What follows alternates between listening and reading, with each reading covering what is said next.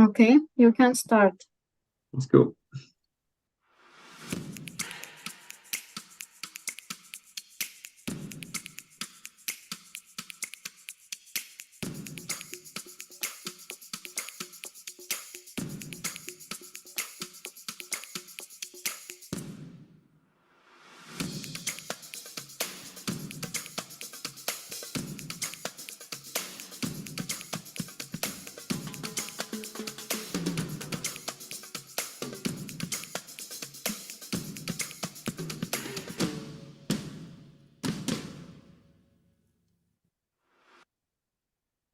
Hello, everyone. Thank you very much for joining this event. I'm Jeremy Pico-Clement, Technology Manager at EPIC, and I'm really pleased to welcome you for this EPIC online technology meeting on optical design and simulation, tools and use case. We'd like also to thank our today's sponsor, Photonics Precision Engineering, for making this event possible. So thank you very much. For this, few words about EPIC. So EPIC is the largest photonics industry consortium in the world with more than 800 members. So we act as the catalyst of the European photonics industry. We offer to our members a wide range of services from technology support to access to different markets where photonics is involved, including market reports, networking, mentorship, etc. Here is the PIC team, so made on 11 people, all passionate by photonics. I'm personally part of the technical team with my colleague Antonio Castello and Ivan Nikitsky. And I would like here to thank PPE for sponsoring this event and invite them to introduce the company. So please, you have 1 minute to introduce PPE. Thanks, Jeremy. Hi, I'm Jan, CEO of Photonics Precision Engineering and also co-founder. And we do optical design and tolerancing, which allows us to design manufacturable lenses. And it's an honor for us to sponsor this event. And yeah, this slide is just meant as an overview. So we focus light in 5 different markets: augmented reality, glass helmet, head-up displays. We do a lot of lithography and inspection, optical design, but also image analysis, laser processing with DOE system design, and also metrology systems, biophotonics for high NA, large field microscope objectives, but on the other hand, also very specialized analysis for signal to noise. And last but not least, we also do some industrial and consumer optics. We are looking into meta lens hybrid designs lately. Yeah, and again, it's a pleasure and an honor to sponsor this event. And we are nice guys, so you can see if you have a question, talk to us. Thanks. Thank you, Jan, for the introduction, and thank you very much for sponsoring this event again. And yeah, EPIC is also part of several European projects, as you can see on this slide. So JPIX is the manufacturing pilot line for indium phosphide PICs. MedFab, a pilot line dedicated to new photonics technology for medical diagnostics. Multiple, a project related to multimodal monitoring solution for production quality and efficiency. Fabulous, the European pilot line for the manufacturing of freeform micro-optics, Photon Hub, an innovation hub offering a comprehensive range of support and industry. And Pulsate, an European network for empowering the SME's digital competencies in laser and additive manufacturing. If you have any question related to this project and how to be involved, you can, of course, contact EPIC or contact me afterward. A few words also about Fabulous, a new service the pilot line offers to European companies.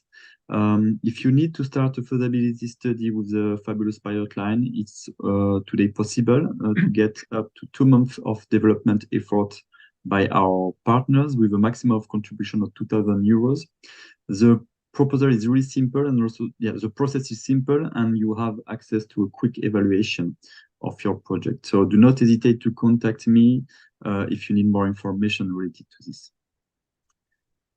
Here is a quick overview of the next event EPIC will organize online and on-site. So different technology meeting. So the next one will be in Munich, Germany. We organize also a tech watch at Compamed. We have a technology meeting on photonics for concept pathology and surgery in Belgium, end of November. We'll have also a tech watch and a VIP breakfast at W3 Fair in Germany, Jena. And also delegation beginning of December in Malaysia and Singapore. We have also online meeting. In 2 days, we will have this new product release. We have an OTM on new mid-IR development for Nova Industrial Manufacturing, the 20th of November. Then we have a work group on sustainable photonics, led by Neringa. And 11 December, we have an OTM on food and beverages, photonics for food and beverages. And the 15th of December, we have also this HR work group meeting. So please have a look on our website to check the next event, because here is only few of this event, and we have already some of the event in 2024 already planned. So you can check this on our website.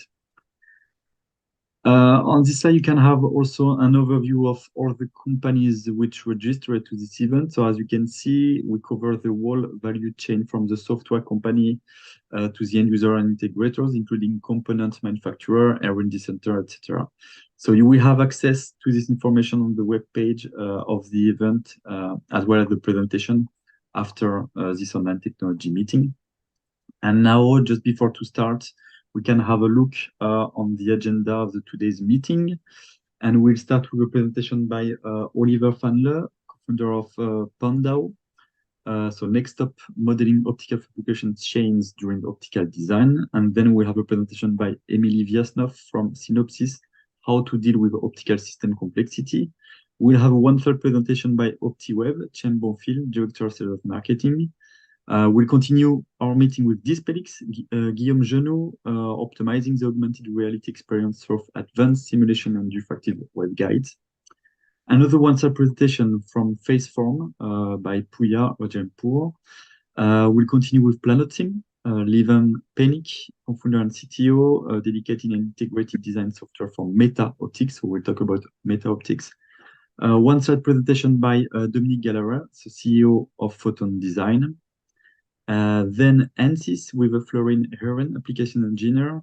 We'll talk about simulation workflow with Ansys Optics, and we will end this meeting with a presentation by Zeiss, Holger Muenz, Principal Optical Design and Concept, and you will talk about current challenges in optical design.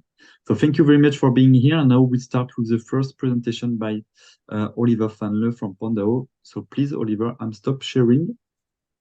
And yeah, the floor is yours, Oliver. You can start. Okay, so I start sharing.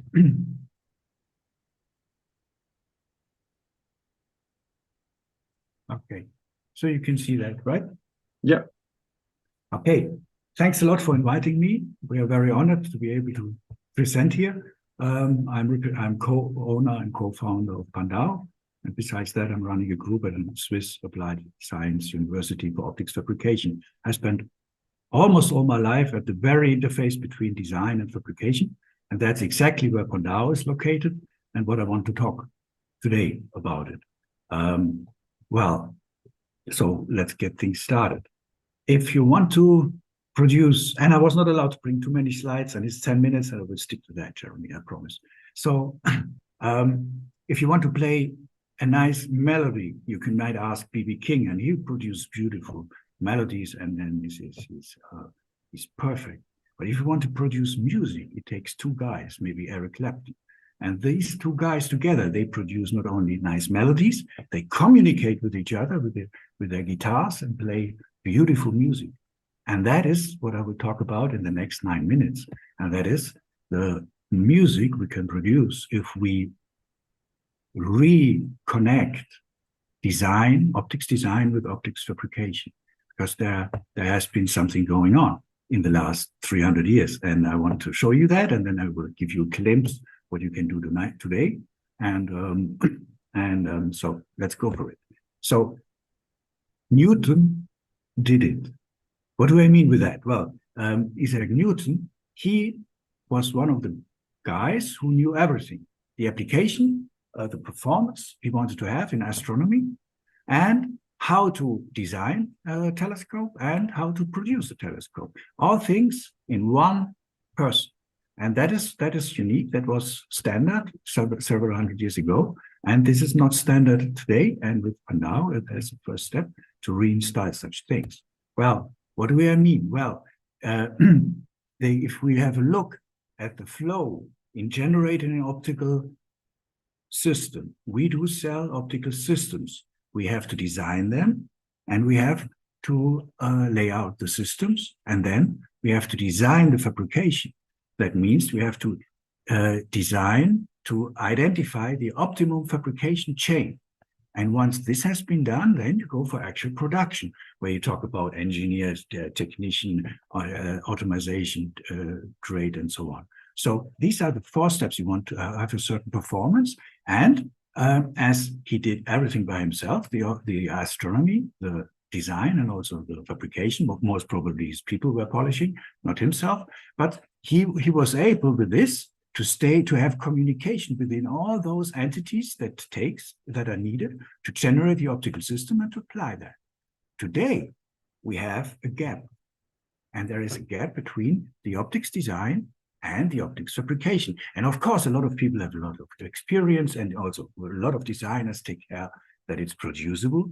But during the process of optics design, it's not possible to have access to all 360 different optics fabrication technology existing, ranging from IBF to MRF to UPM machining, single point diamond turning, elastic emission machining, super polishing, and so on and so on. And this gap is for a good reason, because it takes a huge amount of experience and senior engineers to harvest out of these 360 technologies the optimum fabrication chain for this design. And this is happening by human-to-human interaction. And so today, an optical designer can beautifully balance the performance with the system layout.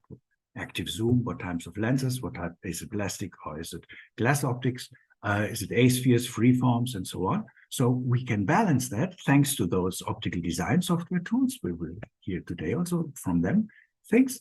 It's possible to balance system layout with performance. But this leads to you design for the best performance, and the fabrication chain design is then happening later on. What is it producible? How much will it cost? And please do your best to make our beautiful optical design happening. And very often, valuable feedback for optics design people, from optics fabrication people like myself, comes simply too late to be able to change a little bit the optics design. So the next stop should be and will be, and it is right now happening, and a lot of companies are jumping on that, and that is that we put the fabrication chain design into the hands of the optical designer. And this is possible, as it is possible to have the link to the performance by optical design software tools. It's possible also to model not finite elements or computational fluid dynamics simulations of a single process. No, the simulation, the modeling of a whole fabrication chain. And that makes it a very interesting thing to have.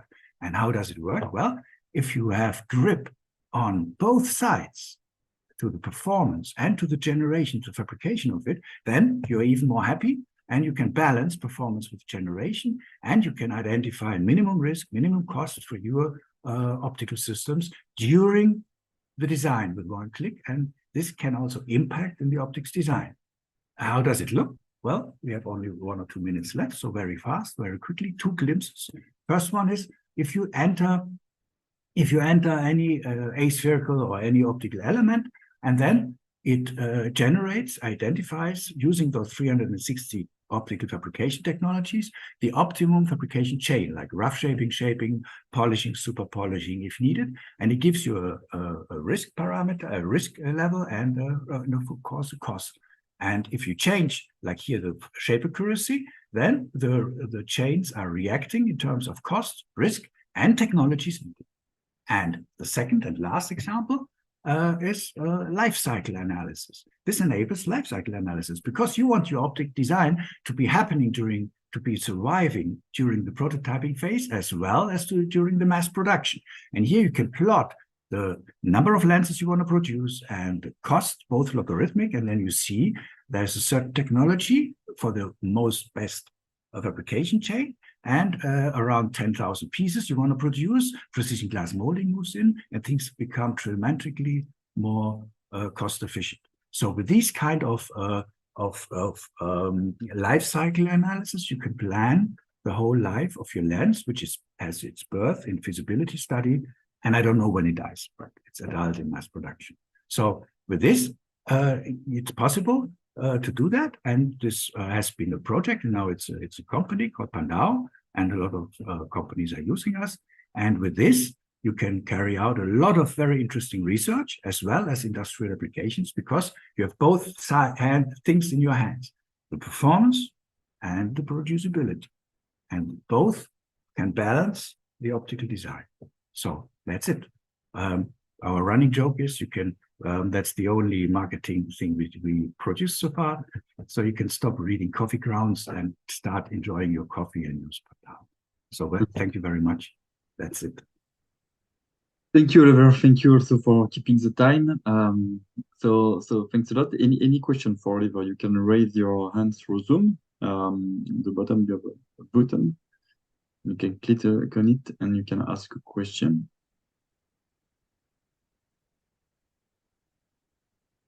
Maybe I will start, Oliver, with one question from my side. I was wondering, how do you estimate the cost of the production of the different technology you can use, and how accurate are these estimations?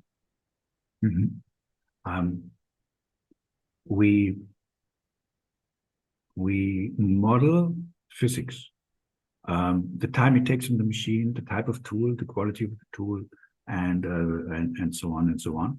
And we are linked to 8 glass catalogs for the material cost. We distinguish between engineer, technician, and somebody hands-on training.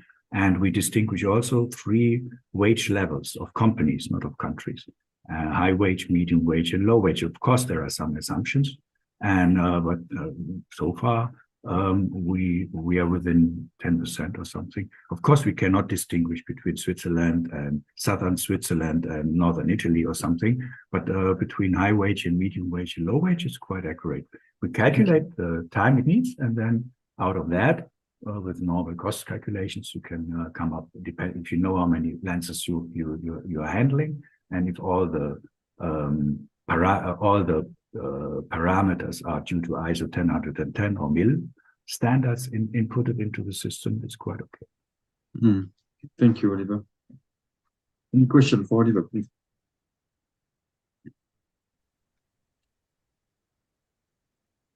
Yes, Ross Stanley from 4K Minutes. Hi, I love you.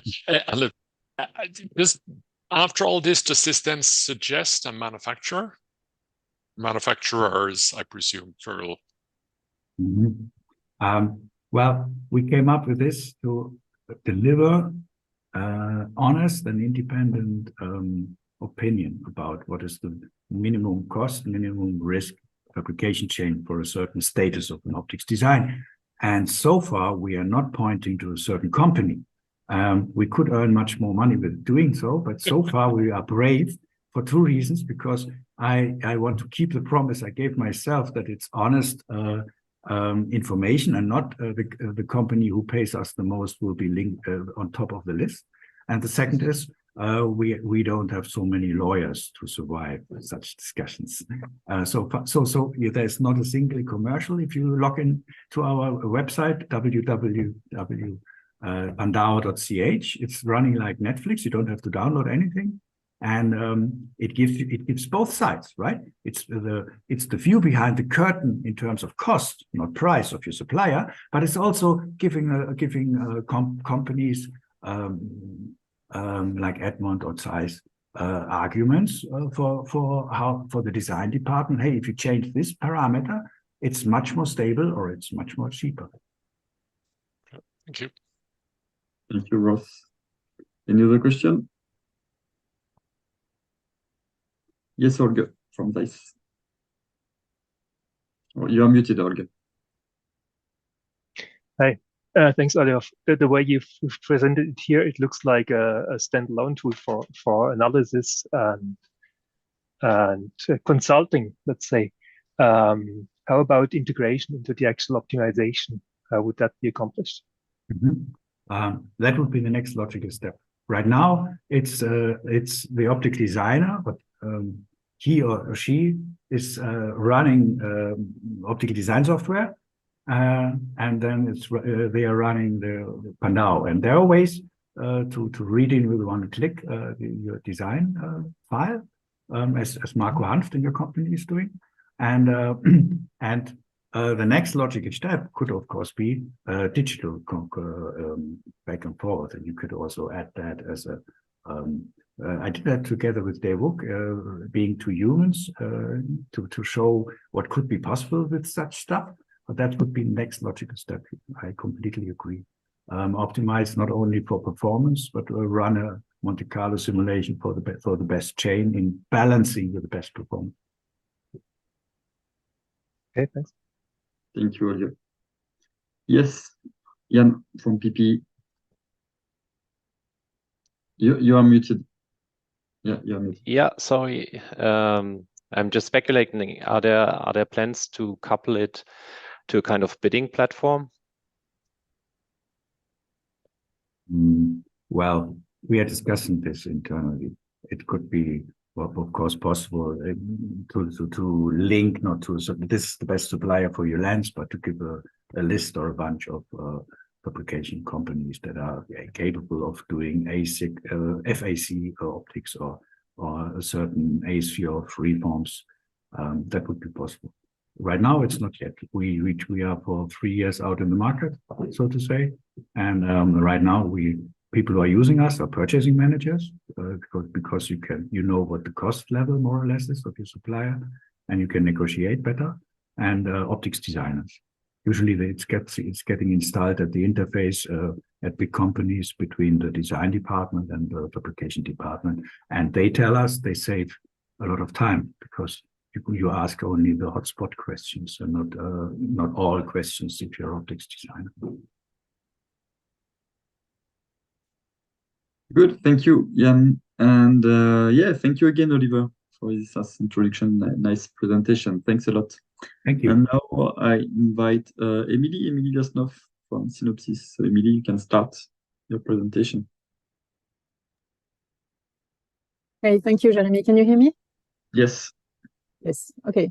So thank you for the invite. I think indeed that's a great topic. So I hope this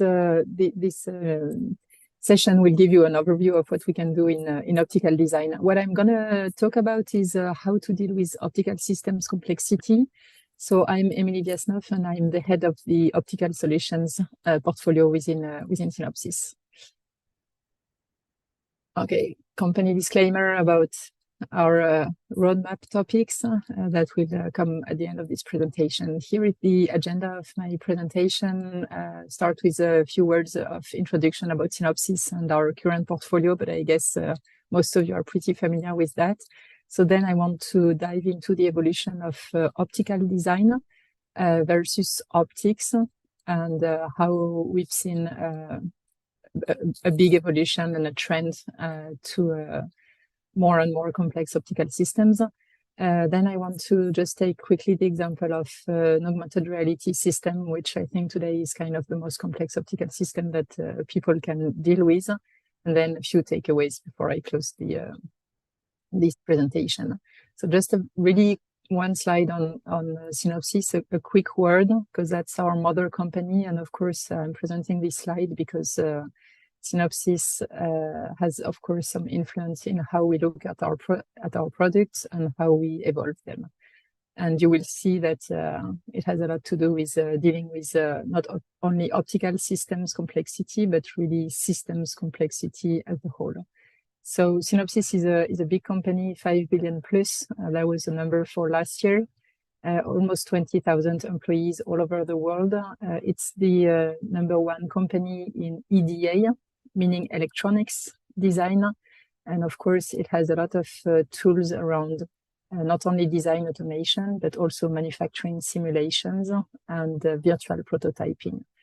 For some application that you can see at the bottom here, of course, the main application for Synopsys is high-performance computing, but we are also looking more and more into automotive and augmented reality system. About the optical solutions that is now part of Synopsys portfolio. So I just wanted to have one slide on a quick recap on the on our journey in optical design. So it started, the portfolio we have now within Synopsys started back in 1963 within an engineering services company, which was ORA at the time. And it started with aerospace and defense needs in automating ray tracing for super complex lens sets, and again, mostly in aerospace and defense. Then in 1975, Code 5 was released, and I think that was the first optical design software, I mean, commercially available. And again, it was really meant for mostly aerospace and defense, and also some first semiconductor optical equipment at the time. It was, I just took a quick example on how it was used for the Hubble optics repair mission, and that's kind of to us what we want to keep is always being at the forefront in excellence and accuracy in optical design software. Then in 95, Light Tools was released, so it's kind of the twin is a twin software to Code 5, meaning it's also ray tracing, but not for lens set, for illumination systems. And then in a couple of years later, in 2010, Synopsys acquired that company. And I think that had to do with the acknowledgement of the growing complexity in systems, and electronics systems. Sometimes they also need some optical design because they have some optical parts. And then to complete the portfolio, Synopsys acquired RSoft. So that's the electromagnetic solver portfolio, and then Lucid Shape, and that was the automotive lighting software. So our customers today are still aerospace and defense, but we extended to consumer application with cameras, display, and augmented reality, and also automotive and medical. Quickly, a few words. So meanwhile, this is kind of the history back a couple years ago, a couple hundreds of years ago. That's the history of optics and photonics. And as you can see here, that's depicted here, so the timeline and then the different applications or components or systems that you can find, which all have some optical components within them. And you see from a simple lens to what we have now, again, augmented reality system or some quite complex network of sensors, optical sensors for autonomous vehicles. You see that we are really going from simple devices up to complex systems that need to be optimized as a system and not component by component. So that has been the evolution of the optics and photonics market. And if you look now at 4 domains, consumer optical systems, automotive, aerospace and defense, and augmented reality. These days, it's really how you deal with system complexity and how you optimize not only one single lens of per se lens set, but really the full camera, taking into account not only the lens, but also the sensor and then the image signal processor that is working with it. Okay, so if I dive now quickly into the example of an augmented reality system. So here, I guess we're all familiar with that. Here you have to the right the different augmented reality systems. And I think we can all acknowledge that there are really a collection of complex components. You have a complex micro displays, you have holographic optical elements or diffractive optical elements, you have numerous cameras for head tracking, eye tracking, gesture tracking. But still, the perfect augmented reality system is not completely here. We're making a lot of progress, and there are extraordinary investments in that field, but still the bottleneck, it's still mostly optics and around hardware. So around the optical element, around the displays and the sensor. So it's really, from an optical design perspective, how we enable the people designing this complex system to do a better job in designing the system as a whole. So as I said, we have a couple of tools for designing lenses, very complex lens set actually, and that's the Code5 portfolio. Then we have light tools that you can use to design light sources, but also to analyze stray light that you could have in a lens set that you're going to use in a camera. And we also have RSoft, which is our electromagnetic software. And these tools combined, so Code5 light tools and RSoft, the more we look at them, the more we build some interfaces so that you can, because people need not only one tool to optimize, let's say, an augmented reality system, but most of the time they need 2 tools, if not 3 tools. So that's why we are developing these ties across the different tools, up to the point that we now have what we call the Synopsys optical platform, where optical designer can really leverage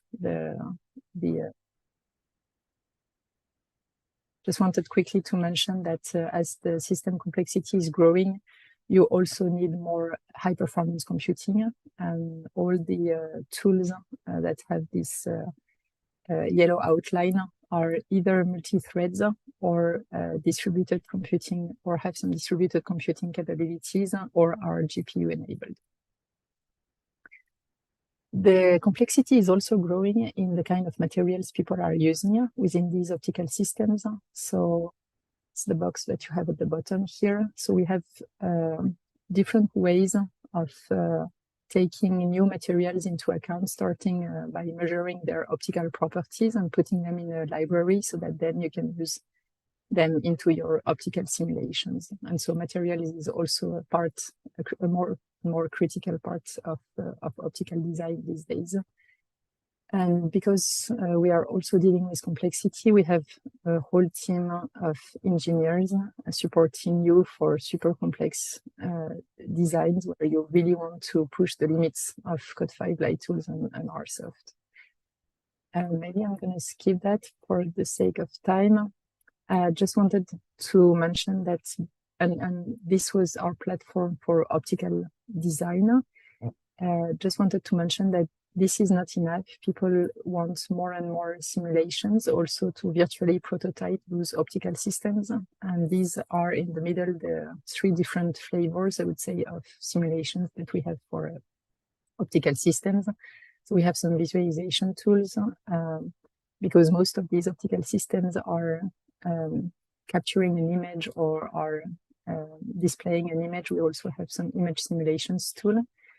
And more and more virtual environment simulation. We have for now a module that we're using mostly for automotive. This is just an example of what I call simulation and the difference between optical design and simulation. So that would be the use case where you want to simulate the image quality that you can get out of a specific lens set. So imagine you designed already your lens sets using Code5. Then you can simulate, and that's what you have here to the right. You can simulate the quality of the image with all the defects, the remaining defects that will come with your design lens set. And you can compute within light tools all the parasitic light that will come also from this lens set. So you can, and that's simulation. So after the design, you can really simulate the image quality that you're going to get out of a specific lens set. And Oliver talked a lot about the fact that manufacturing was critical. So I fully resonate with that comment. So here again, I put the Synopsys optical platform. Being within the Synopsys environment, we have a lot of tools within Synopsys to deal with electronics and optics co-design. So that's the ticket portfolio that we have, which is called Centrus. And we also have a full portfolio to deal with semiconductor manufacturing that is used on a daily basis, semiconductor manufacturers. or designers. And as you see here, the purple boxes, we are connecting this optical platform to these other tools, and same for the Synopsys virtual prototyping. So that's kind of how we deal with system complexity. And one last slide, that's an example of what we did for the design of a meta lens. So you can use one of our tools to design meta lenses. That's to the left here. And then you can use the Synopsys manufacturing simulation portfolio just to apply, to simulate what would be the impact of a manufacturing process that you will get for manufacturing this meta lens. And you can understand then what is the impact in terms of the optical performances of the manufacturing onto your optical design and onto the optical performances. So I'm gonna stop here, maybe just to take one or two questions if we have time here, just some key takeaways. And I wanted to thank you for your attention and thank you for the opportunity of sharing a few thoughts about optical design. Thank you, Emilie. Thank you very much for this presentation. Any question for Emilie, please? You can raise your hand.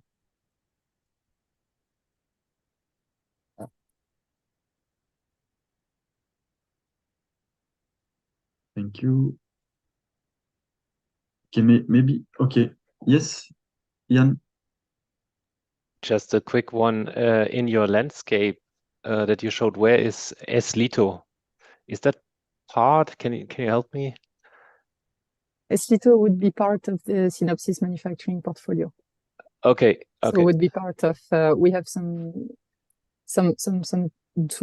simulation tools to simulate the different manufacturing steps along the semiconductor process. So starting with lithography, but also etching simulation. So S-Lito would be here in that box, which is Synopsys manufacturing simulation tools. Okay. Thanks for the question. You're welcome. Thank you, Jan. Any other question? Still time.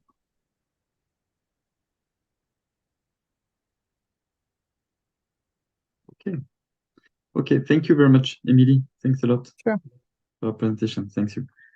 And okay, now you welcome a one-slide presentation. So Tim Bonfield from Optiwave. So Tim, you can start. You have 2 minutes to present your one slide. I'm just gonna share my screen. Is it visible now? Yeah. Okay, all good. So I am actually, just a quick question. I'm the product manager of OptiSpice at Optiwave. So I don't do marketing and sales. So I'm going to be talking about a few different tools that we have for optical simulations and instrumentation. The first one I'm going to start with is at the system level, our OptiSystem tool, which is capable of dealing with various communication systems, coherent and non-coherent, quantum and free space optics. It has a lot of different kinds of visualizers and post-processing capability. OptiSystem has over 580 components and 1,000 examples. Now, the second part I'll be talking about is at the circuit level, where we have our OptiSpice. It is for design and simulation of photonic integrated circuits. We have 2 versions of OptiSpice. One is a standalone, where you can design your photonic integrated circuit using a schematic and then do your simulations. We also have a plugin where you're able to connect with other EDA tools, and we have one example with Siemens EDA, formerly known as Tanner, where you're able to do your mask layout and then extract a netlist and then run a simulation for your photonic integrated circuit and evaluate performance. Then we have photonic device level simulators, starting with FDTD and BPM. These are 2D, 3D simulators where you can look at how the light scatters from your device. We have a grating, fiber, and mode, which allow you to deal with various different kinds of sensing applications for designing a fiber for your telecommunication system, to being able to do photonic crystals. Finally, we have a software that is able to control test and measurement equipment. It's called OptiInstrument. Part of it was developed together with Expo, so it's able to control LTB8, LTB12, and CTP10 and various other telecommunication, measurement and sensing equipment. And finally, all these tools can be connected together via either data exchange or co-simulation, so that whatever you do in one can be carried out and continued in the other, so that you can build a system from ground up. That's it. Thank you very much. Thank you, Tim. Thank you very much for this short presentation. And yeah, let's move on with our next speaker. Can you stop sharing? Yeah, perfect. Thank you. And now welcome Guillaume Genoud from Dispelix for Yes, your presentation. So Guillaume, the floor is yours. Thank you. I will share my slides. Do you see it in full screen now? I think there was some. No, it's a presentation mode. Okay, let me just. Display setting tab. Yes. Display settings. Where is it? Sorry about that. Now I stopped.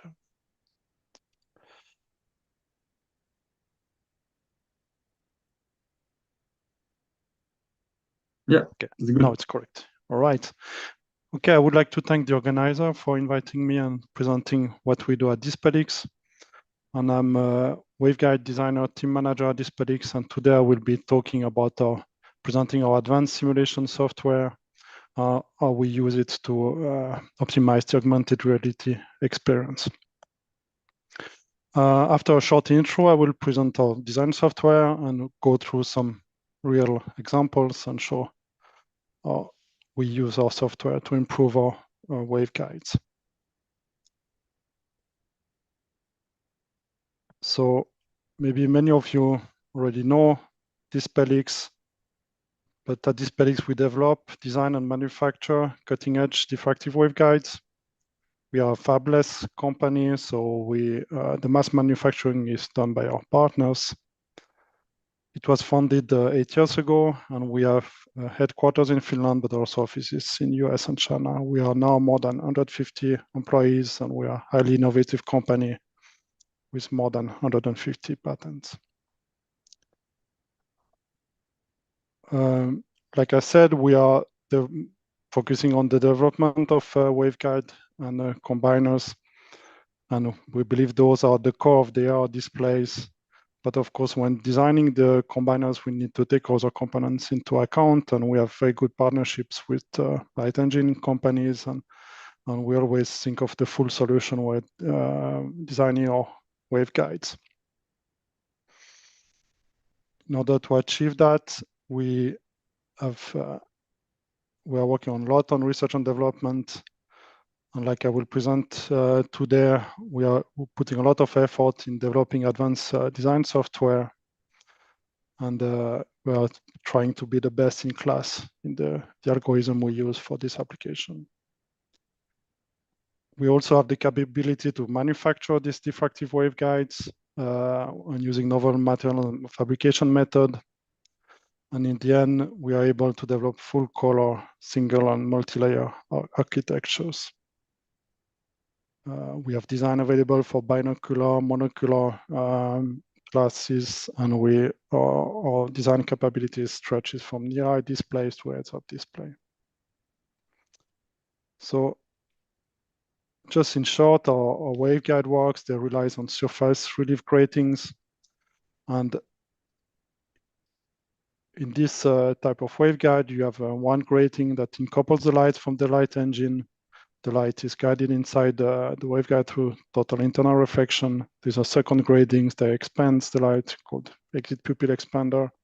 And finally, a third grating at coupling the light to the eyes.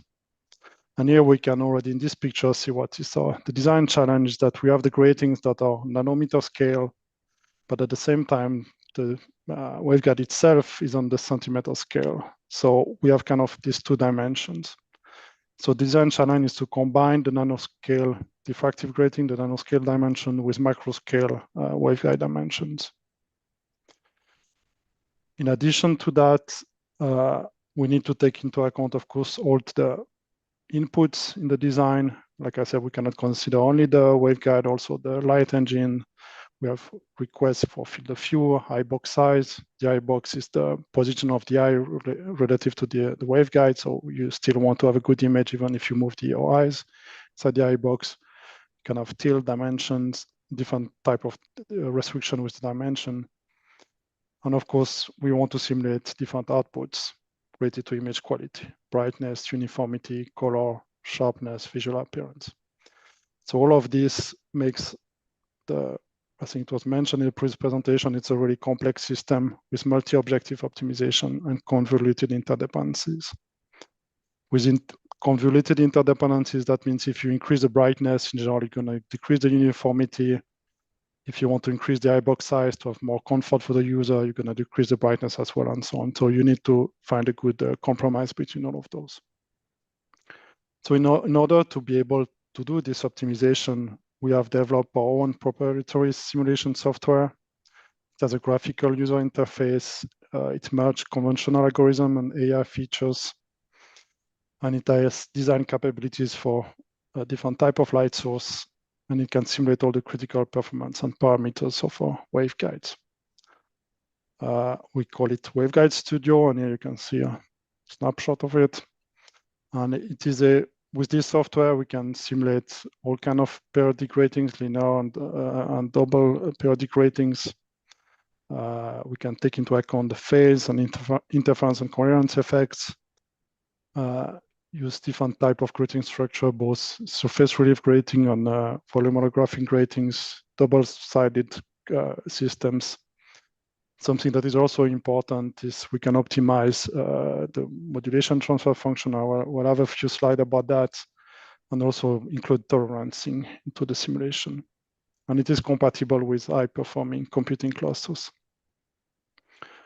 So here is a small example of the simulation software performs.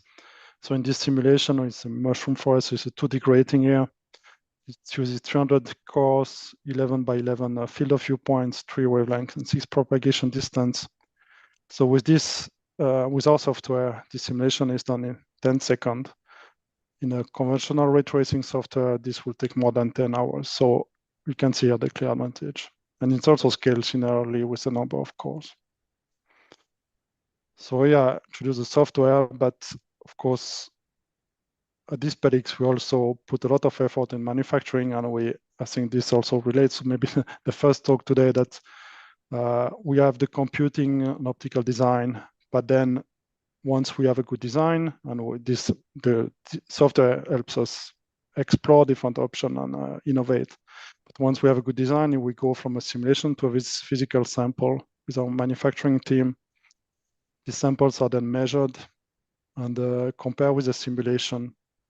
As you will see later, they're often in good agreement, but this helps us also improve the computing and the designs by always comparing to physical samples. And here's an example of this comparison. So here it's a flux, so you have the light coming inside here, going out to the eye box, and this is different image for different color channels, and each square is a different position in the eye box.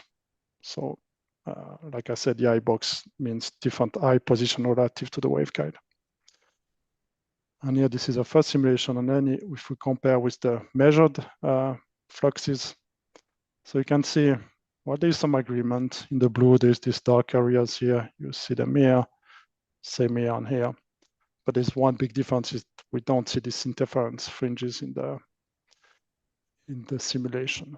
So where is that coming from? So if we make a simulation with the phase, now we can see we have a much better agreement, and we can reproduce these interference artifacts. And those, especially in this system I'm showing now, it's double-sided, so you really need to take that into account, because you have one grating on one side and another one, the phase will have an effect. But if you look very closely, you can see it's still not perfect agreement. So what we are assuming here is that our waveguide is perfectly flat and parallel. And actually it's not true, because in many cases we have wafer thickness variation. And then if we take that into account, yeah, you can see we have even a better agreement.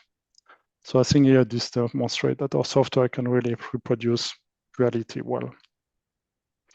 And from these images, we can compute all the most important performance parameter for waveguide, such as brightness, uniformity, color balance, contrast, and sharpness.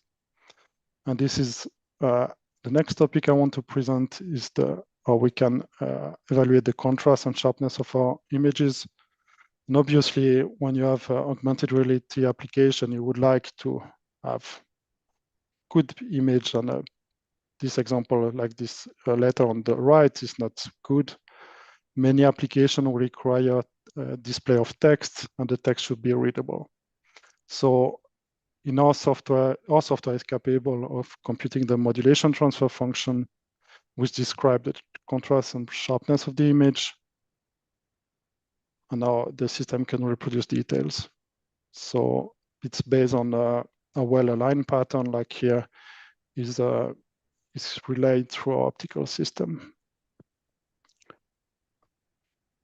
And here you can see an example again, comparing simulation and measurement. The dashed line is the horizontal MTF, the solid one, the vertical one. And you can see again a good agreement. If you look closely, you can see that in the blue, the agreement is not great, but this is mainly due because blue interacts more with the gratings, and then it will be more sensitive to imperfection in the manufacturing. Right. And last but not least is the visual appearance. So now I talked about image quality earlier, but visual appearance is also important for the comfort of the user and social acceptability. And for example, you want to see the eyes of the person wearing the glasses. So we also are able to simulate this. And this image here, we compare again measured and simulated data of different area, just the glass, this outcoupling grating, and this expanding grating here. And at different angle, 10 degrees, 30 and 50. And here again, we have a good agreement, and that helps us driving the development of waveguides. Once the combiner is developed, we of course need to integrate it with the rest, and the interface is also important. And we have different type of interface. You have the mechanical design, the light engine interface. Of course, when we develop the grating, we always optimize for the light engine. For example, the spectrum, polarization, collimation, and so on. But one thing that is really important at this stage is to take into account the tolerancing. Of course, when you start mass manufacturing the glasses, you will have variation in the angles of in coupling angles and so on. So you need to have robust design that are not too sensitive to this imperfection. So this is also taken into account in our design, and we are able to make robust designs. And this allows us to go from design to delivery. So in the design, as I say, we have robust designs that will produce high yield. Then those are verified and validated. Goes to mass manufacturing with our partners. We develop the metrology tool to assess the quality, and then it goes into our supply chain management. Sorry.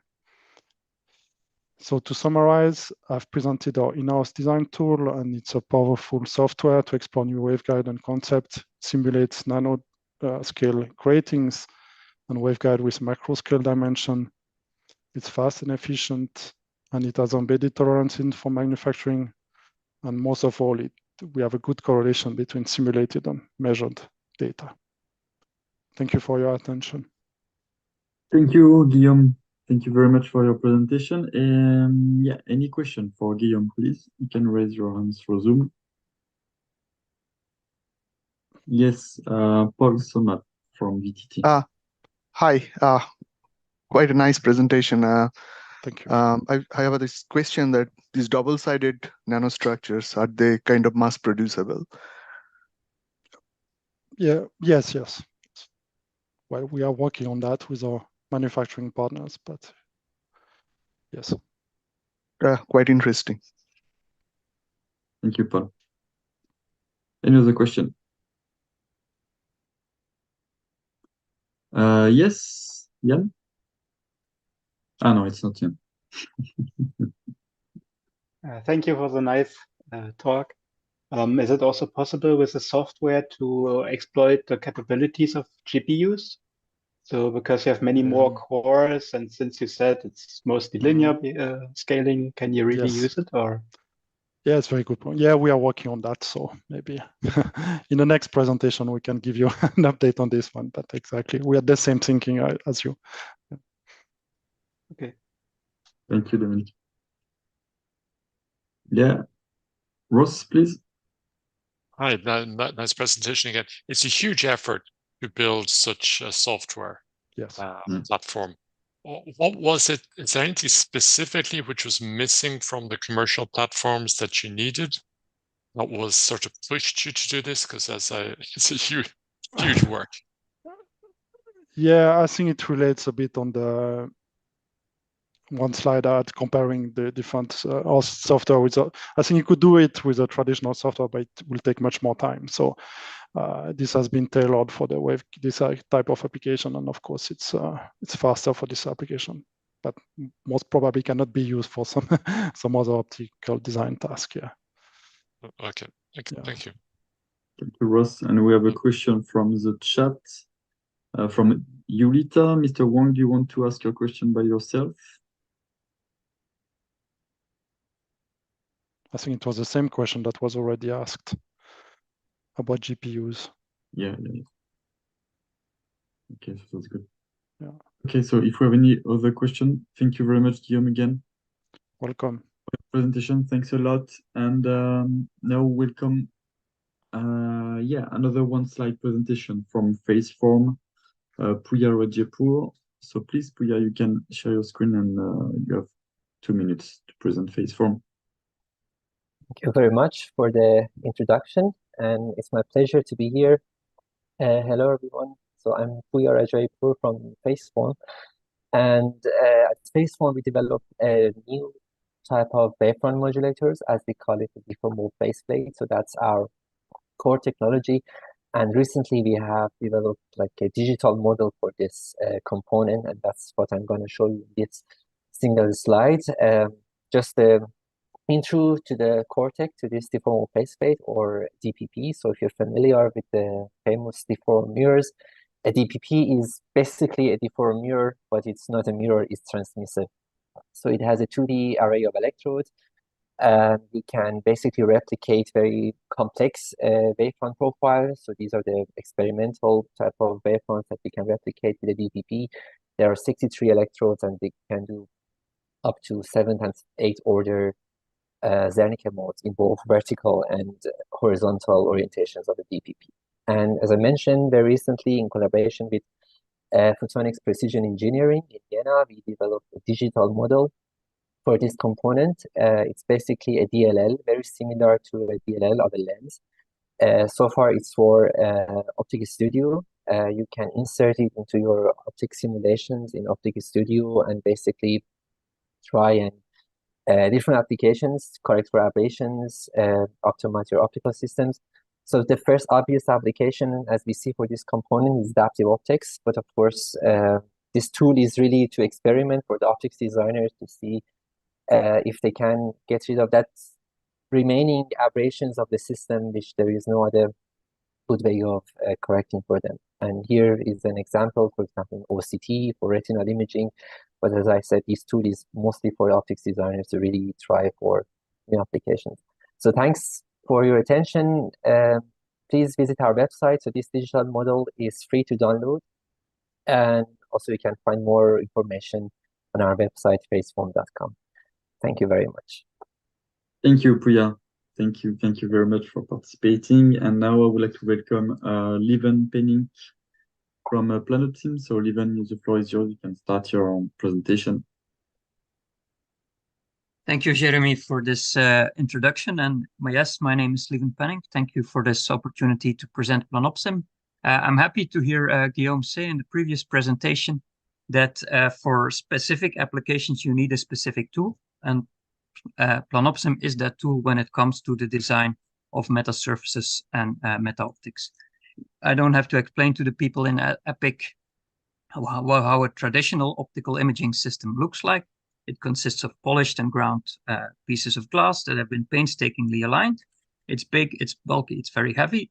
And as you are aware, there is a new way of doing this using nanostructures. So instead of using glass, we are using nanostructures that have been tailored for a specific optical response that are made by CMOS manufacturing techniques to make a flat and very miniaturized optical system. It gives higher performance, it's simpler, it miniaturizes the system, and it allows us to make new applications in a very mass-producible way.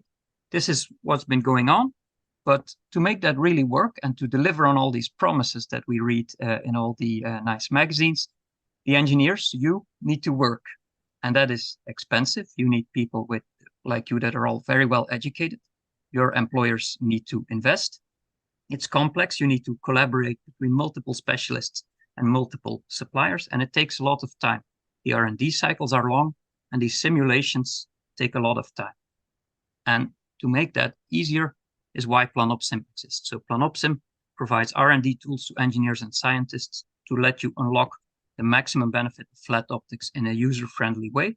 Our simulation tool can carry the whole chain from the design of the nanostructures to organizing them into meta components, functional components, and integrating them into systems. We do this in 3 ways. We provide software online and local. We provide design services, including manufacturing of prototypes, for instance, and we also provide custom training for meta surfaces in your application, so very specific to what you need. There are other simulation tools. We've seen some, of course, and you are all aware. PlanOpSim is really uniquely dedicated to meta surfaces in its user interface, in its workflow. And that allows us to have several advantages over the conventional tools. We are operating on the cloud and local. It's intuitive to learn. It's tailored to meta surfaces. We can simulate up to large areas, which is typically not possible with conventional full wave solvers. We have integrated to ray tracing. We have integrated to scripting languages, and we can export directly to manufacturing so that you can also manufacture these meta surfaces. So we have the full workflow. And on top of that, we have a support team consisting of optical engineers that know this technology and can help you not just with which buttons to press, but really also to tell you, this design, I would handle it a little bit differently, so we can really support you very closely. We have large area simulations that can be done up to 18 times faster than FTTD and with an area up to 4,000 times larger. The way we can do this is because we apply a multi-scale simulation. We model the meta-atoms, the nanostructures themselves, using a full-wave solver or CWA. The components are modeled using physical optics, including various approximations to make the design area large and the calculation fast. And then we integrate via DLLs to ray tracing tools to also make the system designs.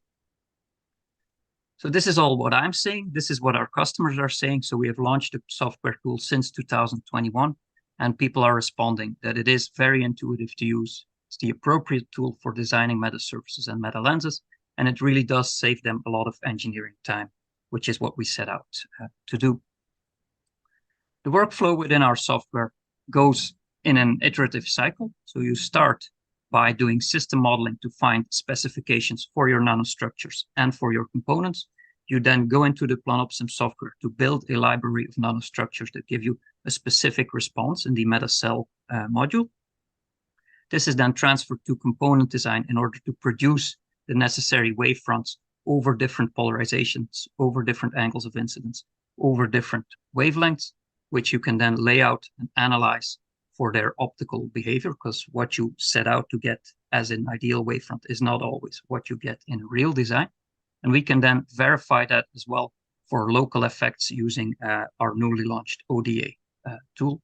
And all of that can then be fed back into the ray tracing software so that you can verify the system performance. I want to always start with the basics. So we have a little design example here. We make this Pancharatnam berry type meta lens. First, we simulate using RCWA the response of the different nanostructures. We build a library out of that, and we specify to the software what sort of wavefront do we want to get. In this case, a lens, but it could be any type of optical surface. The software does the layout, places the pillars in the right way, and finally tells you what the point spread function, what the MTF, and what the focusing efficiency of your meta surface will be. For optimizing the meta atoms, we use what we call the MetaCell module. This is based on a full Maxwell solution using rigorous coupled wave analysis. There's many other algorithms you can use. but we've benchmarked RCWA versus the other ones, and it turns out it's the fastest method for calculating these non-subwavelength nanostructures. It delivers the same results, but just in a much faster time than, for instance, FEM or FDTD. The next step is then to optimize the meta lens. That's done in the meta component. As a user, you provide wavefronts, one or more, and we optimize the placement for that. And we analyze, for instance, how does the actual point spread function change with different angles of incidence or different propagation. We can do this up to 6 millimeter diameter lenses, and we output this directly to GDS files in order to be able to do manufacturing. This is in the physical optics regime. So what happens when you have a meta component, a meta atom that you haven't calculated yet? What happens is it calls the full wave solver under the hood, so it's seamlessly integrated. It gets you the result, and you can continue your calculation. Some of you may know, well, there's a lot of difficulties with these large areas because you have many structures that are interacting on the local scale. So, and for that, we have recently launched the overlapping domain analysis. So this allows you to take into account the fact that here, this big pillar is surrounded not by the same pillars, but by slightly different pillars. By doing overlapping domain analysis calculation, we can take into account these neighboring effects that are causing near field coupling, but still scan through the whole meta surface so that we don't have to do the whole calculation in full wave, because that would limit us to only a few microns of calculation area. In this sequential way, we can go through the entire area. Once again, we benchmark this because we take it very seriously. Here we have the full wave ground truth calculation. On the center, you have then the error introduced by using the local periodic approximation. And on the right-hand side, the overlapping domain analysis, which is slower but gives a more accurate result. And this is then in the end the result of this benchmark. If we do the full wave calculation, it's very accurate, but it's painstakingly slow. It takes you 6 hours and 32 gigabytes of RAM to calculate a sort of pathetic 10 micrometer area. If we do local periodic approximation, it's very fast. It's done in a minute, only 1 gigabyte of RAM. We can go up to 6 millimeter. The missing link here is this overlapping domain analysis, which allows us to do a bigger area in 20 minutes, so much faster than FDTD, and also go to 120 microns on a reasonable amount of RAM. So this has been launched just this month, and I invite you all to try it out. But of course, that's all calculation. We can also have these components straight out of the software manufactured by our partners. So you see a little design here. In this case, it was a phase-only hologram intended for an automotive application. These were manufactured by our partners. So you have titanium dioxide pillars on a fused silica substrate made with e-beam lithography and reactive ion etching. And the result there is shown here. So this is a very compact, very performant optic used for automotive applications that just rolls straight out of the software. We can then also take that a little bit further, not designing single components, but designing systems in what we call hybrid system design. So we combine classical refractive or reflective optics with meta surfaces. We inform the ray tracer through different figures of merit and DLLs of the performance of our library of nanostructures. So this can be, for instance, angle multiplexing or wavelength dispersion engineering, all possible. This then optimizes the system.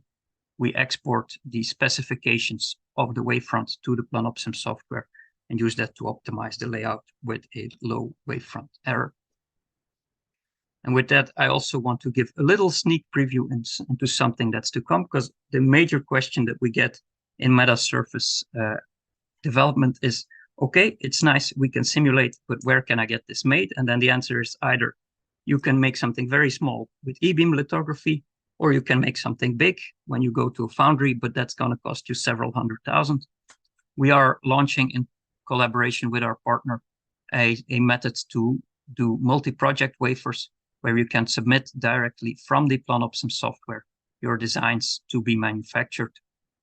The first PDK launched in this way will support a wavelength of 940 nanometer and meta surface sizes up to 5 by 5 millimeter. It's very straightforward to design. So essentially, You tell the software in the component design, I will be using this kit, this PDK of structures. I will tell the software what my wavefront will be. I will start the design and run it. And ultimately, I will get in touch and request fabrication as long as and the PDK guarantees that the structures you are using are manufacturable and deliverable by the manufacturer. And with that, I'd like to end my talk and give you a little overview. So PlanOpSim is really not just for the people that are designing metasurface. Of course, they are all very welcome. But what we feel is needed in this industry is to build a whole ecosystem for this new revolution in optics. And PlanOpSim is really a catalyst for that. So we want to work with all of you, manufacturers, module integrators, people delivering materials and substrate, people making equipment and tools to build the best possible value chain for this technology. And I encourage you all to work with us when you're working on metasurface application and design for manufacturing, just making cutting edge simulation methods like we like to do, and just demonstrate full circle the R&D of metasurfaces. So with that, I ask you, please check us out, and I'm happy to take any questions you have.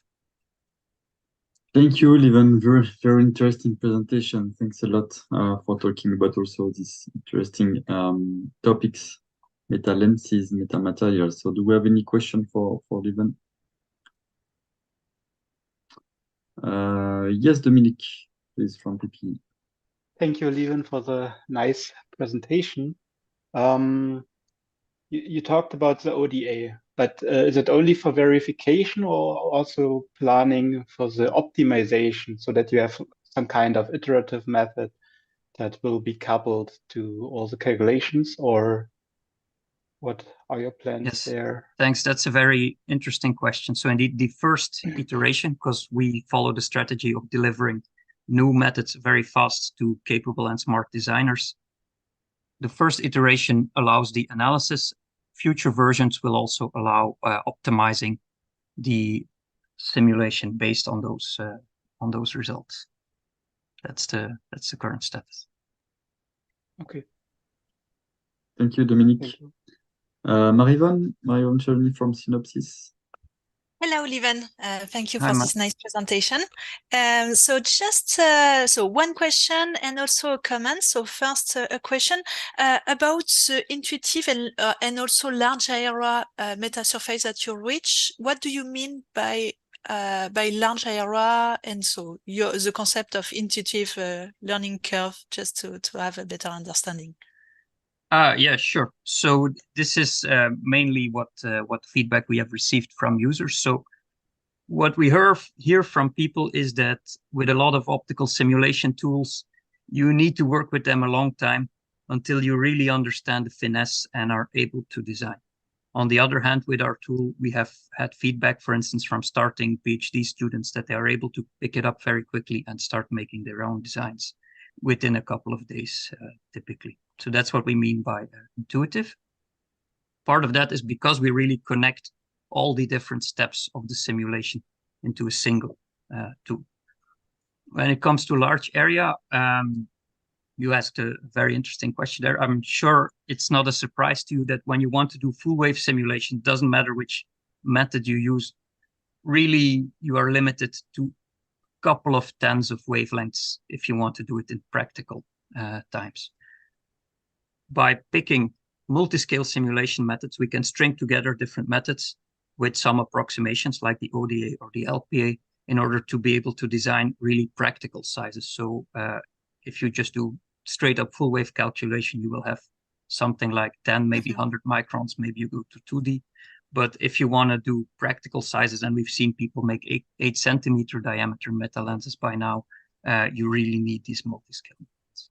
And so, thank you. So it was just to confirm what I was thinking. Thank you for that. And then just a comment for your slide of comparison. Maybe it would make sense to have a quick look of what we have done on our side at Synopsys. So cloud is available, and large area. So we are doing LPA also approach indeed. So we know the challenge related to FDTD.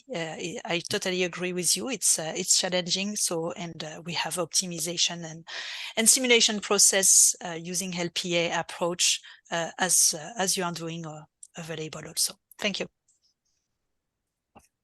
Thank you, Lieven, for the question and comments. And yes, Dominique, you raise your hand for another question.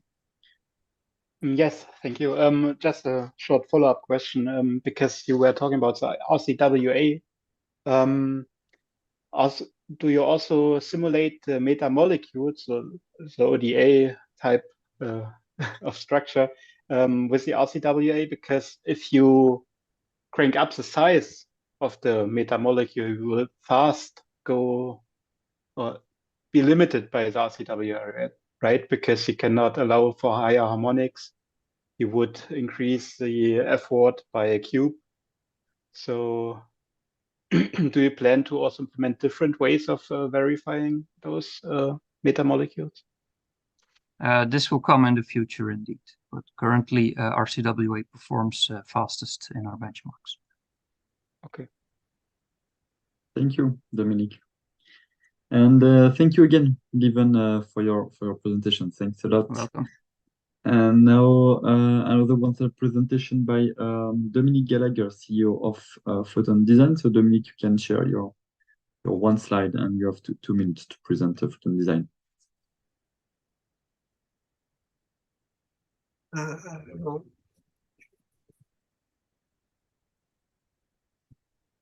Hi folks, I just I forgot where's my there's the share screen.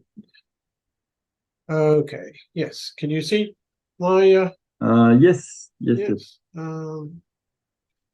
Okay, yes, so so I'm Dominic Gallagher. I'm the founder and CEO of Photon Design. Photon Design, I founded this back in 1992, so we've been doing this for a little while now. Our products are used now for in over 30 countries around the world, hundreds of labs and thousands of publications. Just to explain, there are obviously in this session there are quite a variety of different types of software, going from optical, big lens scale optics, and we're not tackling that area. We're involved in optical waveguides and the physics of optics when things get in the microscopic and nanoscopic. So optical waveguides, optical lasers, and so on. So the company has pioneered many techniques for modeling passive waveguides. Its FinProp tool, for example, provided the first practical solution for modeling large silicon photonic devices. And it now provides a complete suite of tools for passive components of all shapes and sizes, and the design of integrated and fiber optics, nanophotonics, and plasmonics. Since early on, Photon Design has also provided reliable solutions for the active device design, such as in gallium arsenide, indium phosphide, laser components. So its laser simulators, Pickwave and Harold, are now used by many of the leading laser diode manufacturers around the world. So these models include most of the physical processes in a typical laser diode or active photonic integrated circuit. So quantum well effects, gain saturation, thermal and electrical diffusion. It's actually for, I have a physics background, and active optoelectronics is just such a wonderful area to be working in, because it brings together so many different physical phenomena, and to reliably model an active photonic device, you really need to have a very complete multi-physics approach. So our expertise in this area, in both the passive and the active design, has now come together in perhaps what I'm slightly biased in saying is probably the most sophisticated active photonic circuit simulator available on the market. You can challenge me on that one if you like. Yes, so if you want to design an active PIC with active dynamics and noise and saturation modeling, then do come and get in touch with us. We now have all of this expertise and functionality available at design kit level for people less familiar with photonic design to be able to put together active PIC designs in collaboration with various foundries. So thank you very much. Thank you, Dominique. Thank you very much for this introduction of photonic design. Thanks. And now we welcome our next speaker, Flurin, Herren, application engineer at Ansys, and you will talk about simulation workflow with Ansys Optics. So Flurin, you can share your screen and the floor is yours. Yeah, merci, Jeremy. So let me just share my screen here. I presume you can all see that. Yeah. Great. Thank you. All right. Yeah. Thank you for the invite and the opportunity to present here. I'd like to go through my slides here on the simulation workflow with Ansys Optics. Just a quick introduction here. My name is Flurin Herren. I'm an Optomechanical engineer at Ansys. Previously was with Zemax and came into Ansys, into the broader Ansys family with the Zemax acquisition, based in the UK, and my background is in optical engineering and mechanical engineering. So what I want to showcase today as a first step is just give you a brief overview of what Ansys really is. And then I want to deep dive onto our optical branch and give you an example of how you can use our optical portfolio to create a really sophisticated optical workflow. So Ansys, as most of you probably know, is one of the largest simulation software providers in the world. We're focusing today on the optical branch, on the end-to-end simulation of our three main optical softwares.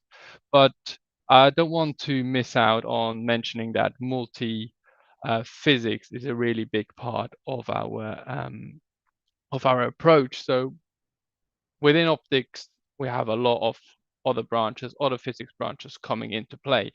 So optics is not only optical stuff. It could also be influenced by fluid dynamics or optomechanical approaches. So all of these physical areas are playing into our workflow and our development chain as well as the multi-physics aspect as a whole.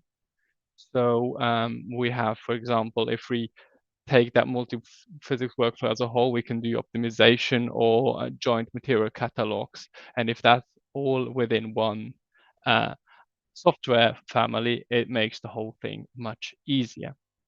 So what I want to showcase quickly now is I want to give you a brief overview of our three main optical tools. So we start off with numerical, which some of you probably know. It's simulating and designed for nanometer scale geometries using full wave simulation.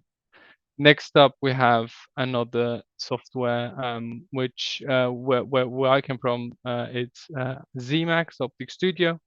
We can do their optical component design. We can optimize the optical components, tolerance, and so on and so forth. And last but not least, we also have Ansys BIOS and Ansys BIOS. And you can see here nicely on my slide from left to right, we go from nanoscale to the macro scale level.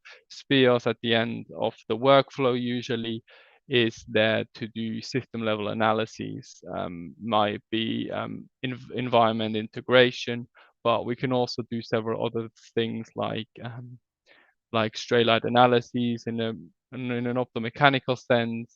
We can do human vision rendering. It's just a system level design if you want to integrate our optical application into some environment as such. So what is the benefit of combining all these optical solutions? So if you use all of these optical solutions, you can obviously use them independently, and they can be used individually as well. But really, putting them together really create a seamless workflow, and it really gives you the opportunity to design your optical application from start to finish, as we will just see in a second within an example here. And not only that, having all of these software within the same software family, it gives you the opportunity to only have one point of contact, which makes the whole thing much easier. It just showcases the user that you can utilize one process development support, and all the links between the softwares will be taken care of as well. So what I want to do now in the second part of this presentation is really look into an application and into an example how we can use numerical Zemax and SPIOS within one larger application. And what I've chosen here is a camera workflow. So if I just get my laser pointer up here. So within a workflow of this camera module, what I want to showcase here is I want to first start with the optical development. Here we'll use Zemax, and you can see the color coding. So yellow would be Zemax, gray would be SPIOS, and black would be numerical. So we'll start off with the design of our lenses, and then we go into the optomechanical packaging. There I try to do gray and yellow, so we can do that in both SPIOS and Zemax. Same with the straight light analyses, and parallel to that we can also go into the structural and thermal analyses. Here I have prepared a specific slide as well because I want to showcase you the FEA integration. Parallel to that we can go through the imager development, and then also we end up in the system level analyses within SPIOS of the environment integration and the scene visualization. So let's say we'll start off here with the optical development of our camera module.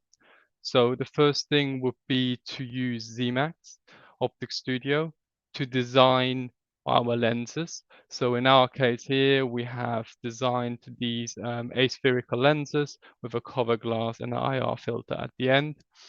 And we designed these from scratch and optimized them, and can also utilize Zemax to tolerance that as well.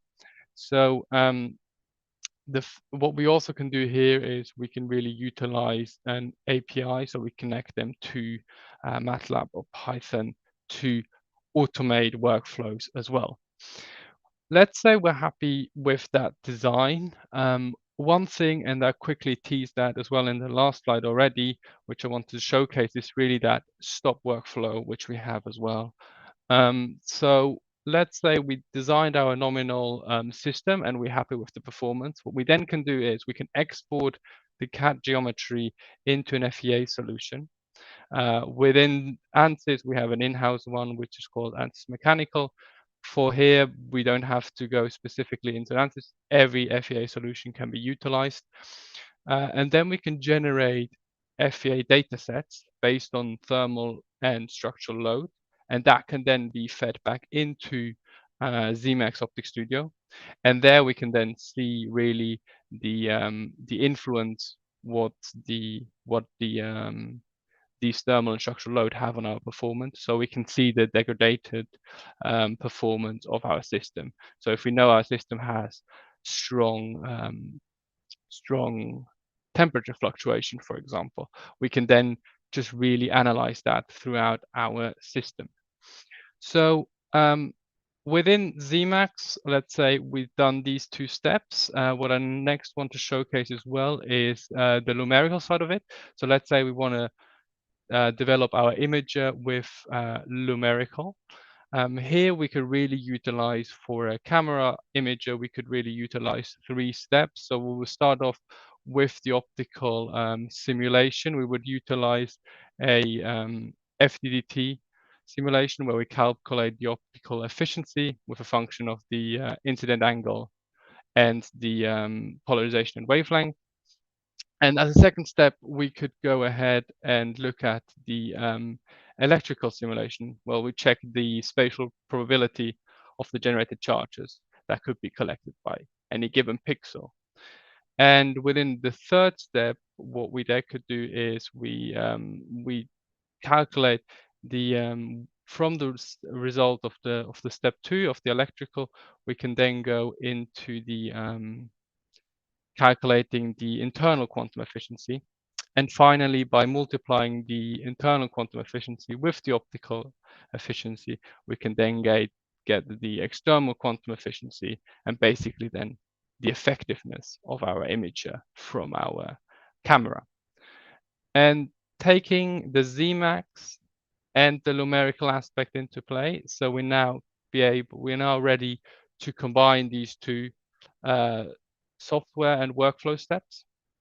So let's say we're happy with the design in Zmax. We looked at our image within Lumerical. What we now can do is we can really utilize SPIOS for the scene integration. And here what we could do is we could go ahead and import a CAD model. And within that CAD model, you can see here, we could put our camera just underneath that roof bit there. And then we can start and really do the scene integration of our camera. So based off the performance of our lenses and our imager, we could then get a geometric and photometric simulation of our system, and even go into the camera simulation of near infrared. So this scene integration can be done then with the camera that we designed. We also have tools where we can even do a reduced order model. So if you want to have only the distortion function of our designed system in Zmax, for example, we can bring over a reduced order model file, which we can transfer to SPIOS. And that just showcases again how much more beneficial it is to have all these simulation tools underneath one roof, because the connectivity is just going to be much easier, and we can then go ahead and design way more complex approaches. And on that note, I'd like to thank you for attending, and I also added some additional resources if you would like to check this out. These are all articles, completely open access, so you don't need a login or anything. So just feel free to go and have a look at these. And if you have any questions, feel free to ask them now, or also via email towards my email that should be on the second slide, I think. Thank you. Thank you very much, Flurin. Any question?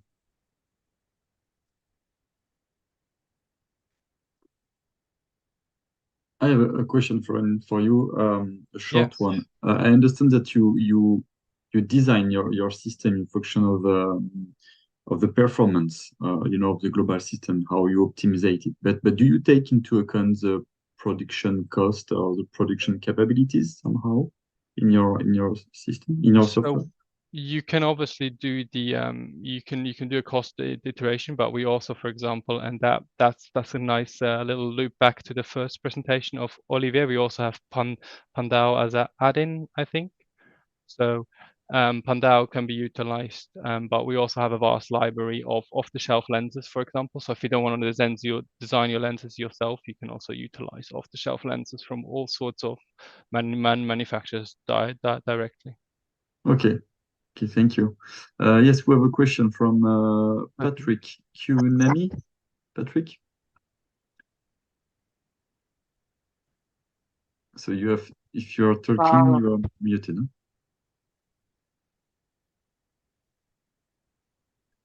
Okay. Patrick, feel free. Yeah, maybe Patrick, feel free to send me an email if you still have a question afterwards. Yeah, sure. Any other question? Yes, Ross. Yeah, I sort of have a double question. It's to both yourself and to Emilie. It seems that most ray tracing softwares these days are still limited in their use of multi-cores and GPUs, and we've seen the vast increase in speed that people like Dispelix are getting from correctly doing this both multi-core and in frequent GPUs. Are there any plans on either your sides to correct this problem as it is? Yeah, so Speos from the Ansys side is already quite supportive of GPU capabilities. Obviously, it depends a bit if you want to do straight line analysis. That's really where you need to launch a lot of rays. So if you do straight line analysis in Speos, most of it can be already done with GPU capabilities. But not in Zemax. Zemax is more no, at the moment not. We had a plan of the HPC approach, and we launched that. It's but because we now have Speos lit as a neighbor next to us, we kind of don't want to double up there, because the capabilities where you really need to run all these ray traces are really in Speos for that sense. So there you can really utilize the GPU to the full extent. Okay, so the devices or do the general design in Zemax or Code 5 or something like that, and then go to straight light analysis programs which can use the GPUs. Yes, is that correct? it depends if you want to do straight light, for example, like if you want to look at ghost reflection and stuff like that, you might not need any GPU capabilities, but as soon if you want to launch really a lot of rays to do some testing on that, you can utilize GPUs within Speos. Okay, thank you. No Thank problem. you, Ross. And yes, Jan, question. Yeah, just a quick one. Hope it's not critical. Is No. there any plan on non-sequential Zemax? How to develop that further? Yeah, so the general approach, obviously there is some overlapping between Speos and Zemax non-sequential. The general approach what we have at the moment would be to keep both as it is, because they also complement each other. But for some link up, you obviously also need some overlapping. The general consensus really that we want to keep non-sequential in Zemax as well, in order to do some sort of ghost analysis straight light. And if you then want to do more profound straight light, you can then go on to Speos, because our idea is really to keep each tool also independently. Thanks. I don't have any roadmap development for non-sequential from the top of my head, but if you want to, I have some stuff I can share publicly. So if you want to just give me an email, I can give you some planning that we have for the next year or two on non-sequential. Thanks. Nice. I will do that. Yeah. Yeah. Thank you, Jan, and thank you, Flurin, again for your presentation. Thanks a lot. And now, last but not least, presentation of the day from Holger Muenz from Zeiss. So your principal optical design concept, and you will talk about current challenges in optical design. So please, the floor is yours, Holger. You can start. Yeah, thank you. See anything? Does this work? Yes, you can start. Okay, perfect. So thanks for the opportunity to do the kind of wrap-up talk here. We've seen a lot of good talks already, and it seems to match what I wanted to present, luckily. Few words on me. I'm principal in Optical Design Concepts Group at Corporate Research and Technology. I started in lithography design many years ago and moved to corporate research at Zeiss about 10 years ago. And I'm particularly also working on design tools and methods. And that's why I'm happy to present here. So to get started and a bit more specific, this doesn't work. Here we go.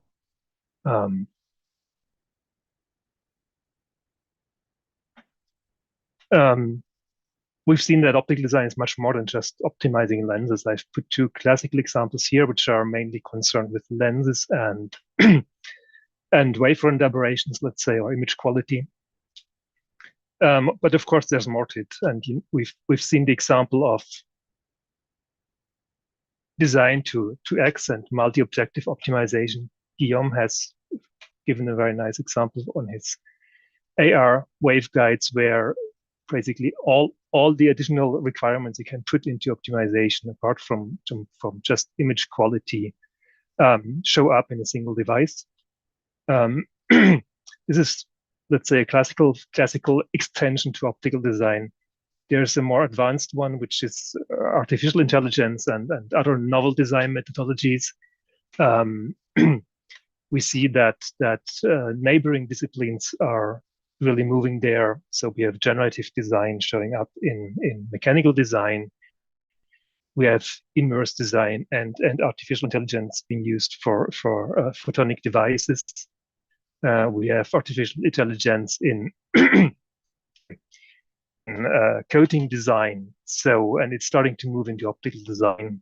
And I have a slide on that as well.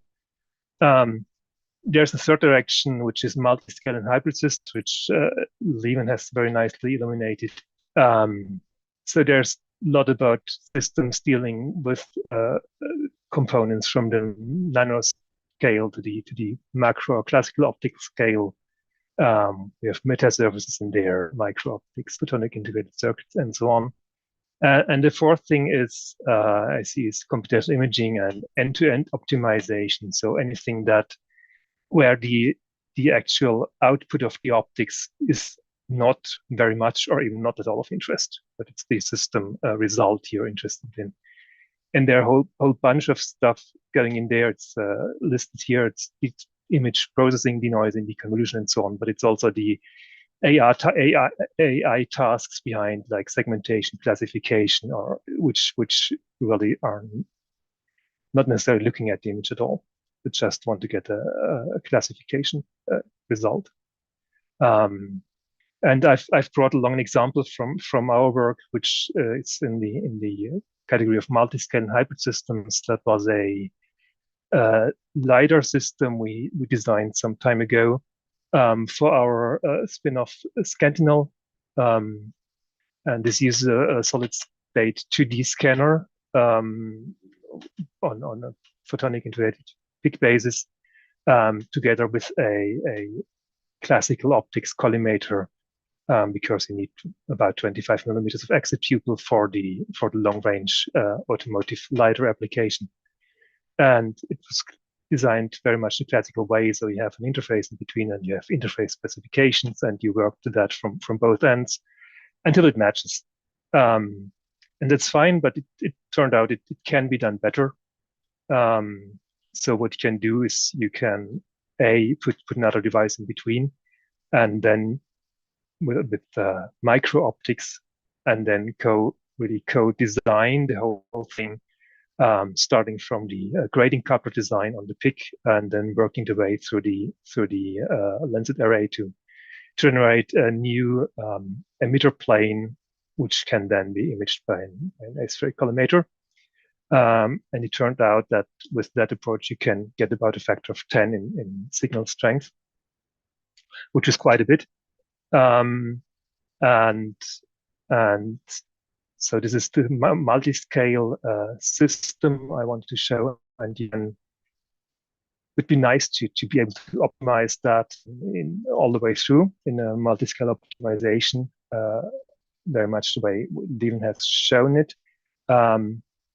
And as well, you can also turn this into an end-to-end optimization if you want, because if you just add the signal generation in there and really look at your LiDAR signal for different ranges and directions, you can completely omit the optical specification here, which says you need a certain beam diameter and a certain wavefront and so on, and really optimize the full system for system performance, which would be the ultimate goal there.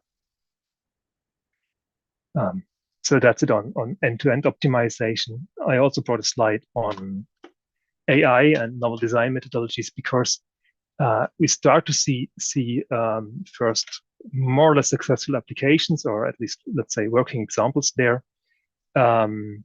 we've been working with University of Quebec there. And I think what this also tells us that we will most likely have to work with large numbers of systems in the futures. Many tools and workflows are oriented towards working with single systems, single designs. And I would expect that that has to change at some point in the near to not a near future. And it would be good if the tools would be prepared for that. So this takes me to my last slide already. I titled it Requirements for a Future Tool Landscape. It could also be a kind of wish list. I mean, what you ultimately would like to have is a unified parametric optimizable system description, which you can just plug into different modules or tools and just work with them. And this requires, of course, standardized models and standardized data interfaces where you want to hand over data from one system to the other.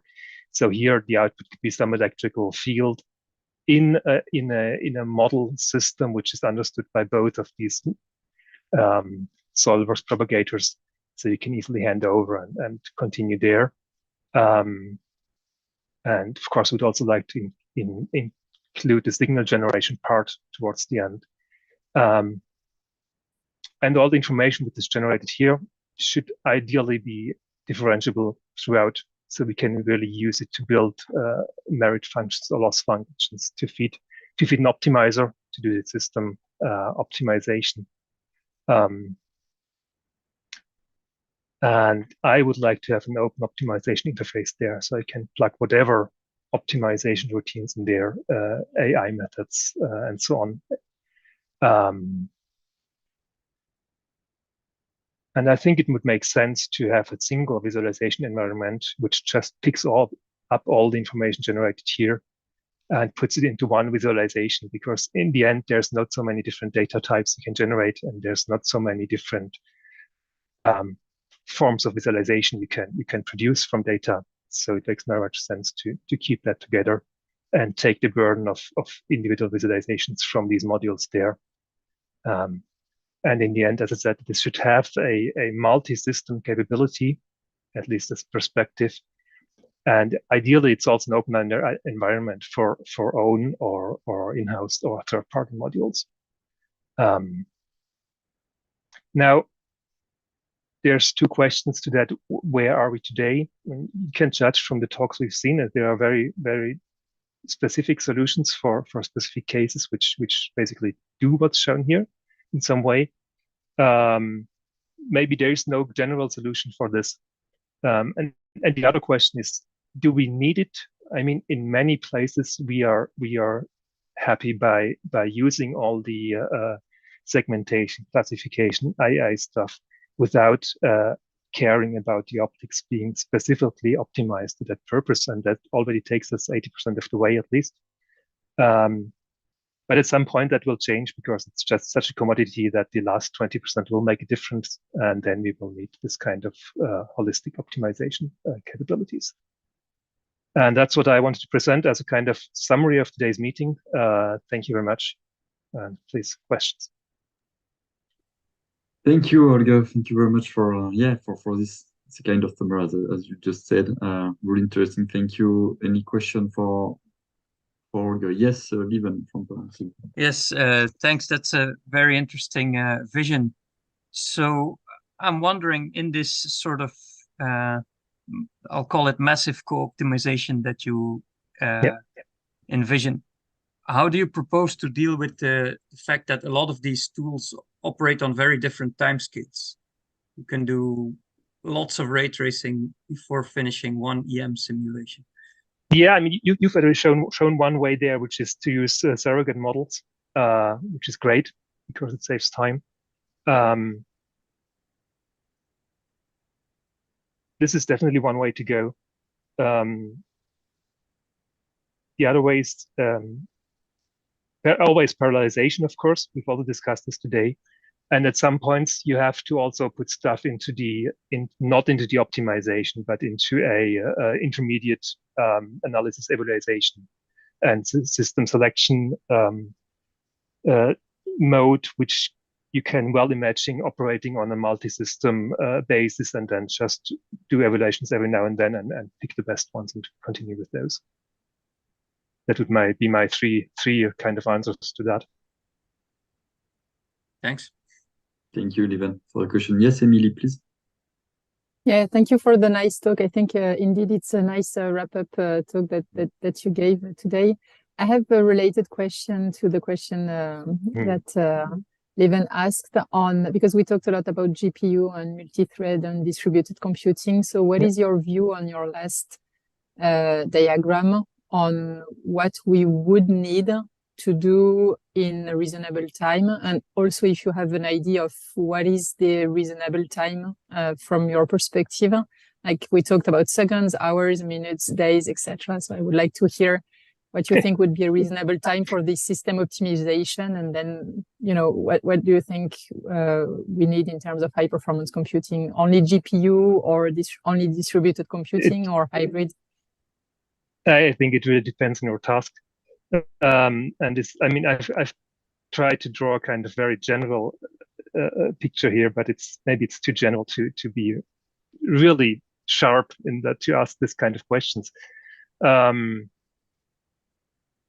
So I think there's no definite answer to your question. It's always fast is always better, yeah. And there are certainly applications where you have development times of months or years. If you think of lithography, which can well live with a simulation, which takes a bit longer. There are more fast-lived products which need it shorter. Sorry, I can't give an answer on that.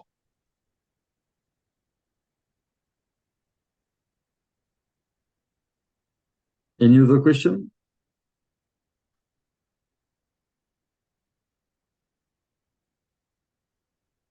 Maybe a last one from my side, Holger. So you mentioned, so you talk about the place of artificial intelligence maybe in the future of design.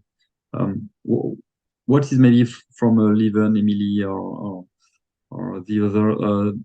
What is, in your opinion, what would be the place of AI in simulation tools and design in the near future from your side?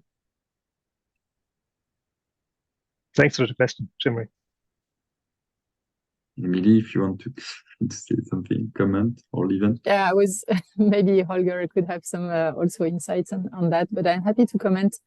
Yeah, artificial intelligence, and I think we should be even more precise in that. It's mostly machine learning. It could be generative AI also these days, but when it goes to machine learning, the question is always a trade-off between the speed and the accuracy and the size of the database. So I guess probably would be a nice tool to help with the starting points, because then you can, of course, analyze a lot of existing design and you know, give you, depending on what you try to simulate, what would be the best starting point. So that I think it would be good, because you don't need accuracy, because then you're going to run the optimization and the design after that. Then when it goes to generative AI, this is very recent, so probably we'll have to figure out how we could leverage this. Maybe this is too new. So first, I would say machine learning, maybe to help designers in choosing the right starting point. You could also think about using machine learning to get kind of classifications of the usual optic designers' view. So this is a system that looks okay. This looks strange, but I think there are probably just no training data for that, because you don't have enough designs and you don't have enough annotated designs. But that kind of, if you could automate that kind of thinking, that would be very great.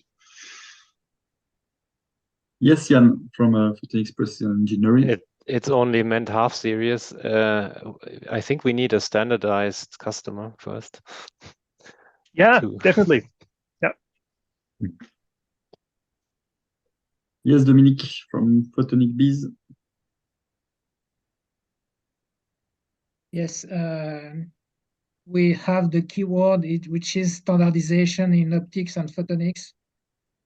So it's really a big deal and a complex system because each company, system, laser manufacturer, or whatever photonic systems are using their own, I would say, standards.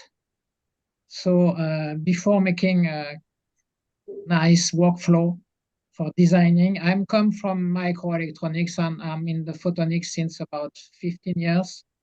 And I'm still surprised that nothing is standardized. So almost. It's improving, but very slowly. So your presentation is very, very interesting because this is ideal point to be reached in coming years, from my point of view, because we have no standardization for the moment.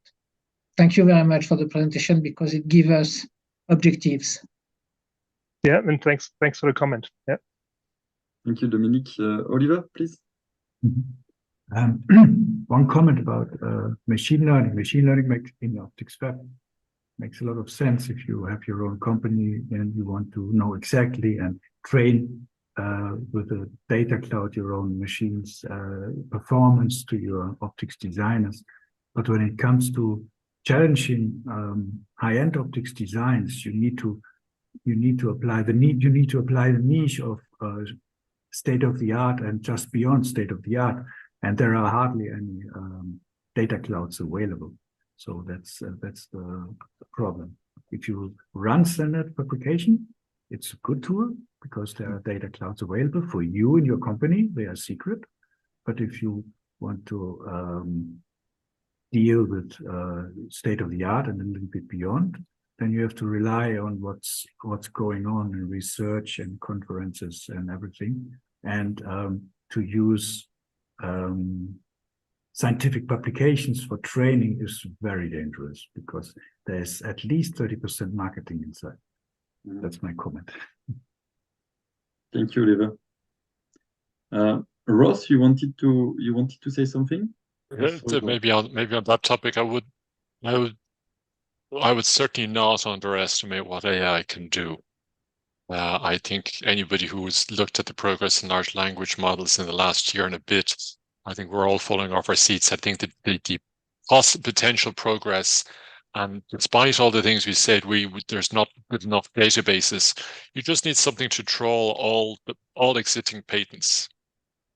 If you get all existing optical patents, you put them in the right model, I think you could probably do 90% of the optical designer's job.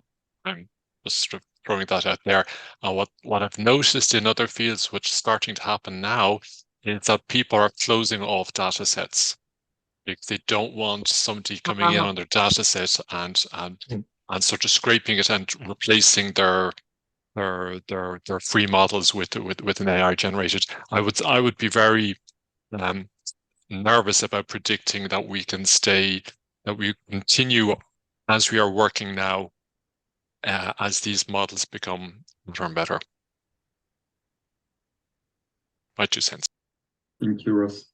Yeah, thanks for that comment. And I would like to add that we should think of this as assistance and inspiration for designer, not as a replacement. Good. Okay, so yeah, we arrive at the end of the meeting. So I would like to thank all the speakers for this today's event. I think it was a nice and interesting event. So thanks to all the speakers' presentation. Thanks to all the participants as well. So if you have any question afterwards, you can send me an email. If you want to be put in contact with some people in the room, just send me an email and we will be pleased to do it. So thanks again to all of you, and I wish you a great evening or a great day. Yeah, see you next time for another epic event. Thanks a lot. Thank you. Thank you. Bye-bye.